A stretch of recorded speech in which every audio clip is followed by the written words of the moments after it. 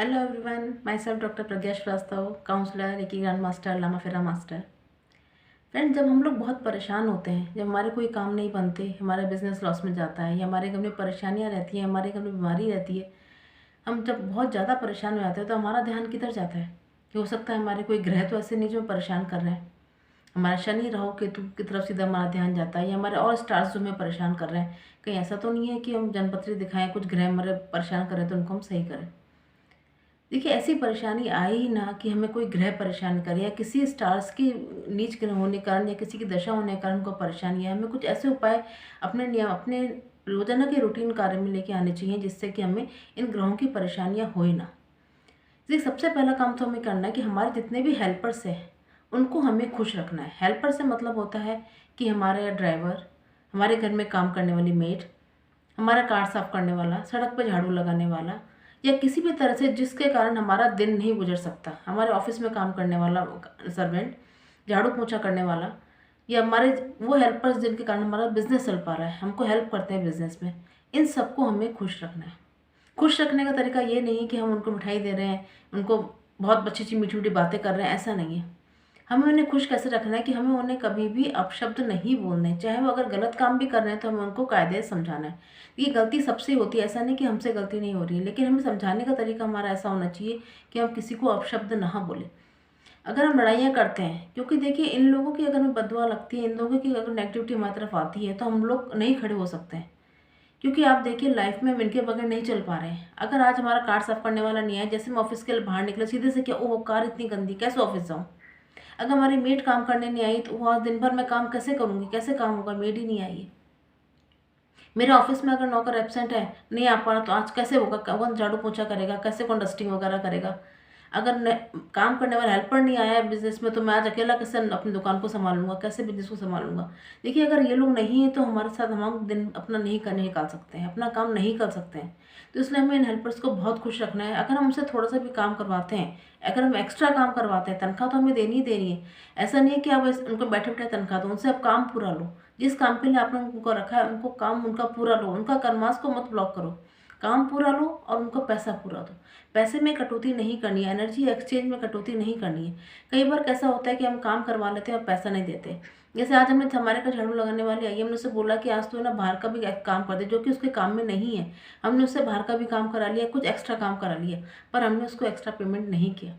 देखिए, अगर उसने एक्स्ट्रा काम किया तो आपको उसको एक्स्ट्रा पेमेंट करो, चाय पिला दो, कुछ तो ऐसा करो जिससे उसको लगे कि मैंने जो काम किया उसके बदले मुझे मिला है। अगर हमारे घर आते हमने उससे मालिश करवा ली कि आज मेरे पैर बहुत दुख रहे हैं, मेरी मालिश कर दे।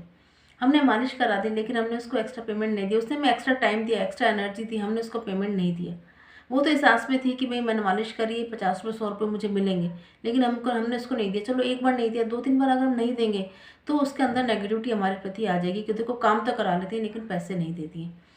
तो वो हमारे को इफ़ेक्ट करती है। उसका असर हमारे घर पे क्या होता है, हमारे घर बीमारियाँ आएँगी, अनजाने बीमारियाँ आएँगी, हमारा पैसा डॉक्टरी इलाज में ज़्यादा खर्च होगा, मेडिकल में ज़्यादा खर्च होगा, या कुछ भी छोटे-मोटे एक्सीडेंट घर के अंदर होते रहेंगे, हादसे होते रहेंगे जिनमें हमारा पैसा खर्च होगा, एनर्जी खर्च होगी। अगर वो एनर्जी हमने अपने हेल्पर्स को दे दी, हमारे काम करने वालों को दे दिए, तो हमें दुगना पैसा वापस आता है, क्योंकि वो जितने खुश होते हैं इतनी उनकी दुआएँ लगती हैं, उतनी दुआएँ किसी की नहीं लगती। एक सबसे ज़्यादा दुआ हमारे पेरेंट्स की लगती है। अगर पेरेंट्स को बहुत खुश रखते हैं तो फिर हम लाइफ में दुखी नहीं हो सकते। दूसरा होता है कि हम गुरु को, हमारा जो गुरु जिससे हमने शिक्षा ली है, उसको हमें कभी दुख नहीं देना है, चाहे वो कितना भी गलत हो, कितना भी सही हो, कितना भी हमें परेशान करे। आपके मन में उसके प्रति कभी भी गलत भावना नहीं होनी चाहिए। तीसरा, हमारे हेल्पर्स। गुरु अगर हमारा सही है तो हमारा बृहस्पति सही है, तो हमारे धन के आवागमन को कोई नहीं रोक सकता। पेरेंट्स से हमारा अगर पूरा भरपूर आशीर्वाद हमें मिल रहा है तो हमें यहाँ पर कितनी मुसीबत आएंगी वो टल जाएंगी। और अगर हेल्पर्स से हमें खुशियाँ मिल रही हैं, दुआएं मिल रही हैं, तो भी देखिए आपको ये दवाइयों पे, मेडिकल पे जो खर्चा होता है, बीमारियों पे जो खर्चा होता है, आपके घर में छोटे मोटे जो हादसे हो जाते हैं उन पे जो खर्चा होता है, वो खर्चा रुक जाएगा। ये सब चीज़ें हमारे ग्रहों को बैलेंस करती हैं। इन सबको अगर हम हेल्प करते हैं, इन लोगों को अगर हम आगे से आगे इन लोगों को देते हैं, ज़रा से भी काम, ऐसा नहीं कि एक्स्ट्रा कर रहे हैं कि आप एक्स्ट्रा पैसा बांटते रहो। अगर हम मंदिरों में जाकर दान कर रहे हैं, मंदिर पर भिखारी उनको दान करें, वो तो हमारा दान पुण्य में चला जाता है कि हम धार्मिक कार्यों में खर्च कर रहे हैं। लेकिन अगर हम जिसने हमारा काम किया है उसको हम भरपूर पैसा दे रहे हैं, उसकी कीमत उसको दे रहे हैं, तो उनकी जो दुआ निकलती है। कोई भी अगर ये कहता है कि देखो हमारा जो मालिक है भाई, वो तो मतलब भगवान की तरह है, वो तो हमारी इतनी हेल्प करता है, तो आप देखिए वो जो दुआ लगती है ना, उसके कोई तोड़ नहीं है। उससे हमारे सारे ग्रह बैलेंस हो जाते हैं। तो अगर आपके घर में बहुत परेशानी आ रही है तो अपने पास्ट को देखिए कि ऐसा तो कोई कारण नहीं जिस कारण हमारे काम में परेशानी आ रही है। हमने किसी को ऐसा एनर्जी एक्सचेंज नहीं दिया हो या किसी से काम करा लिया हो, उसका पैसा नहीं दिया हो, या हमने उसको दुत्कारा हो या उसको दुत्कार के निकाल दिया हो या उसकी इंसल्ट करी हो। ऐसी कुछ हरकत तो हमने नहीं करी है। अगर करी है तो तुरंत माफ़ी मांगिए, और उसको, अगर वो इंसान है तो उससे माफ़ी मांगिए, या नहीं तो उसके नाम का आप निकाल दीजिए और आगे से ऐसी गलती ना करने का प्रण लीजिए। हम रेकी हीलर से हम जानते हैं, हमारे पास कोई भी रेकी हीलिंग कराता है, सबसे पहले काउंसलिंग में हम यही चीज़ें देखते हैं कि क्या कारण है कि इसको परेशानी आ रही है। हम उसकी परेशानी तो सुनते ही सुनते हैं, इसके अलावा उस परेशानी पास्ट में उसने ऐसा क्या किया जो परेशानी आ रही है। तो रेकी हीलिंग के पास्ट के ब्लॉकेज को रिमूव करने में बहुत हेल्प करती है, आपको बताने में भी हेल्प करती है। हम स्कैनिंग करते हैं, स्कैनिंग में पता लग जाता है कि आपसे क्या गलती हुई है, किस कारण आपको ये परेशानी हो रही है। तो आप रेकी हीलिंग ज़रूर कराएं। रेकी हीलर से एक बार काउंसलिंग ज़रूर लेनी चाहिए आप लोगों को, अगर परेशानी आपकी ख़त्म नहीं हो रही है तो। नहीं तो आप खुद ही अपना ध्यान रखिए कि हम अपने आसपास के जितने भी लोग हैं उनको हमसे खुश हैं कि नहीं, उनकी दवाएं हमको मिल रही हैं कि नहीं मिल रही। देखिए आपके घर की बरकत, आपके घर की परेशानी कैसे ख़त्म नहीं होती है। कोशिश करिए जो मैंने कहा है उसको देखिए, तो आपके सारे ग्रह, सारे स्टार्स बैलेंस हो जाएंगे, क्योंकि हमारे आसपास के लोग बैलेंस है तो हम, हमारे आसपास सब कुछ बैलेंस है तो हमारे घर अपने आप बैलेंस हो जाएगा। हमारी फैमिली, हमारा कैरियर, हमारा बिजनेस, हमारी एजुकेशन सब बैलेंस हो जाएगी। आपको मेरे वीडियो कैसे लगते हैं प्लीज़ मुझे बताएं। लाइक करें, शेयर करें, सब्सक्राइब करें। प्लीज़ कमेंट करके ज़रूर बताएं कि आपको मेरी वीडियो से कितनी आप लोगों को हेल्प मिलती है।